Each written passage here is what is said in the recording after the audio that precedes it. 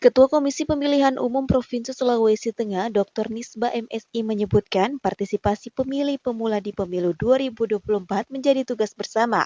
Hal itu ia ungkapkan saat berkunjung ke kantor KPU Parigi Motong Jumat 27 Januari 2023. Jadi kalau soal pemilih pemula ini sebenarnya bukan semata-mata tanggung jawab KPU, tanggung jawab seluruh komponen yang terlibat dalam pemilu, bukan hanya KPU termasuk juga partai politik. Selain itu kata ia, pentingnya keterlibatan semua komponen untuk memastikan semua hak masyarakat itu terpenuhi dalam daftar pemilih. Partai politik itu penting mengambil bagian daripada penguatan partisipasi politik, terutama pemilih pemula, karena itu akan menjadi penentu juga keterpilihan mereka di dalam pemilu. Ia mengatakan dalam menjalankan tugas tersebut bukan hanya KPU sendiri, KPU mempunyai tugas dan tanggung jawab menyelenggarakan kegiatan yang sifatnya prosedural teknis terkait data pemilu yang akan dipilih. Ia menambahkan partai politik harus memastikan konstituennya masuk dalam data pemilih.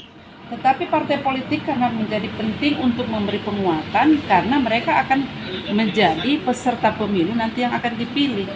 Seandainya mereka mengatur bagaimana proses masuk di dalam pemilihan itu dengan menjadi peserta pemilih dan kemudian menyusun caleg-calegnya, seperti apapun tanpa memastikan pemilih ada, itu tidak ada artinya. Jadi dia harus memastikan pemilih itu betul-betul berada di dalam, masuk di dalam susunan daftar pemilih yang dikelola oleh KPU.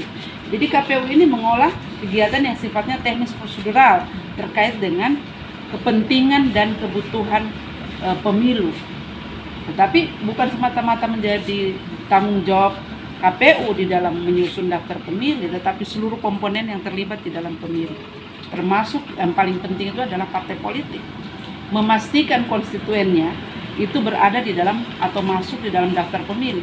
Meskipun secara real konstituennya ada, tapi kalau tidak masuk di dalam daftar pemilih, itu tidak akan ada gunanya, akan sia-sia. Jadi itu penting untuk dilakukan oleh partai politik sebagai peserta pemilu.